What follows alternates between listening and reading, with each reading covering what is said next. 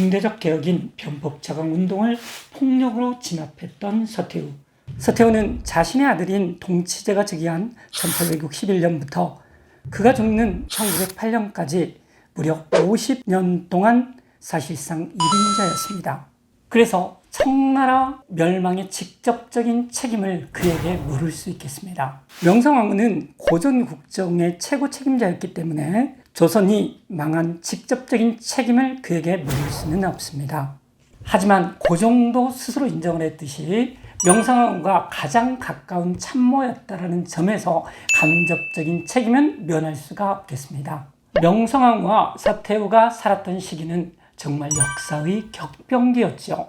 이전 역사와 다른 점은 바로 서양 제국주의 국가들이 개입했기 때문인데요. 산업혁명 이후 동양의 바다는 서양 배들에 의해 완전히 뒤집어지고 있었습니다. 19세기 초까지 세계 강국이었었던 청나라는 아편전쟁에 패배한 1842년 이래로 크게 흔들리고 있었습니다. 청나라 몰락이 얼마 남지 않았다라는 단적인 증거는 바로 태풍천국의 난인데요. 1851년부터 1864년까지 대륙을 휩쓴 태평천국의 난 때 청나라 정규군은 이 반란을 진압하지 못했습니다. 한 국가의 실체는 경찰과 군대로 대표되는 무장력에 있습니다. 자기 백성이 반란을 일으켰는데 청나라의 정규군이 진압하지 못했다라는 건 250년이 다 된 늙은 청왕조의 생명력이 거의 끝나가고 있었기 때문이었습니다. 결국 한족 지방 관리인 증국본과 이용장이 개인적으로 모집한 군대와 외국 군대의 도움으로 태평천국 운동이 일어난 지 13년 만에 겨우 진압할 수 있었습니다. 조선에서도 건국된 지 502년 만인 1894년에 동학농민운동이 일어났습니다. 조선도 백성의 반란을 자신의 힘으로 진압하지 못했죠. 그래서 청나라의 도움을 요청을 했고요. 얄미운 일본도 덩달아 개입하게 됩니다. 결국 한반도에서 청일전쟁이 일어나고 그 과정에서 일본군과 정부군에 의해 농민군은 우금치에서 패배하고 말았습니다. 외국 군대의 도움을 받아야만 자신의 백성의 반란을 진압할 수 있었던 조선도 청나라와 마찬가지로 생명이 다 돼가고 있었습니다. 서태후는 태평천국 운동이 한창 일어나고 있었고 영국과 프랑스 군합발에 의해 베이징이 짓밟힌 그 다음 해인 1861년에 섭정을 시작을 했습니다. 국내적으로는 태평천국 운동, 밖으로는 외세의 침략이라는 내외환의 상황에서 일어난 개혁이 바로 양무운동입니다. 그 주도 세력은 태평천국 운동을 진압한 증국본과 이용장 등 한인관료인데요. 태평천국 운동의 진압 과정에서 서양 무기의 우수성을 확인한 것이 그 직접적인 계기가 되었습니다. 그러나 양무운동에는 결정적인 한계가 있었는데요. 서양의 과학기술만 받아들이고 정치제도인 전제군주제는 바꾸려 하지 않았다라는 점입니다. 정치는 변하지 않았는데 기술을 수용한다고 국력이 강해질 수 있을까요? 일본의 메이지 유신과 가장 결정적인 차이가 바로 이겁니다. 일본은 개혁 주체 세력이 중앙 권력을 장악을 했지만 양무운동은 중앙 권력을 장악하지 못하고 지방 차원에서 무계획적으로 진행되었습니다.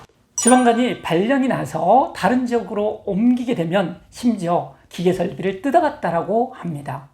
또 나라의 운명이 걸린 청일전쟁에서 북양함대만 참전을 하고 남양함대는 자기 구역이 아니라고 구경만 했을 정도로 완전히 개판이었습니다. 정치가 변하지 않으면 경제도 변할 수 없다는 상징적인 사건은 서태후가 해군 예산을 빼돌려 이하원이라는 별장을 만든 것입니다. 30년간 진행된 양무운동이 거의 성과가 없었다라는 것은 청일전쟁의 패배로 드러나게 되었습니다. 그리고 청나라 사람들은 깨닫게 됩니다. 정치가 변해야 한다는 것을 말입니다. 1898년 드디어 허수아비였었던 광서제가 캉류에이, 랑치차오 등과 함께 전면에 나서서 변법 자강운동을 전개를 합니다. 기술만이 아니라 입헌군주제를 비롯한 서양의 모든 것을 받아들여 제대로 된 개혁을 하기 위해서입니다. 그러나 청나라가 변하면 자신의 권력 기반이 약해질 것을 우려한 서태후는 자신의 양아들이자 조카인 광서재를 구금하게 됩니다. 이렇게 약 100일 만에 변법 자강 운동도 허무하게 실패로 끝나고 합니다. 이런 보수골통 서태후가 죽기 직전 조금 변하게 되는데요. 그 계기는 1900년에 일어난 의아단 운동입니다. 청나라를 도와 서양 세력을 물리치자라는 구호를 내세운 의아단 운동은 교회를 파기를 하고 서양인들을 마구 살해하기까지 했습니다. 이 분위기에 편승해서 서태후는 서양 세력에게 선전포고를 하게 됩니다. 서양 세력이 유폐되어 있었던 광서재를 복귀시키려고 시도했기 때문입니다.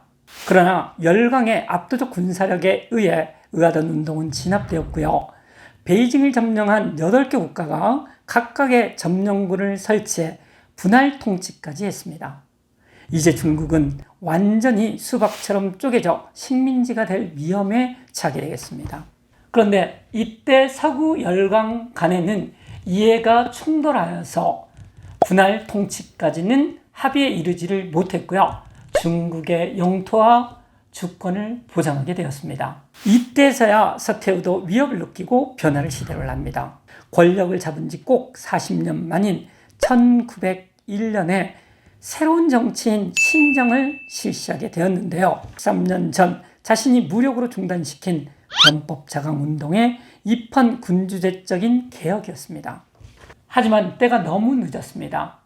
왜냐하면 중국의 인민들은 군주제를 없애는 공화혁명을 추진하고 있었기 때문입니다.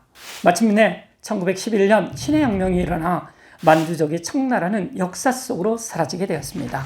다음 시간에는 조선의 근대운동 과정에서 명성황후의 역할에 대해서 살펴보도록 하겠습니다. 오늘은 이만 마치겠습니다. 감사합니다.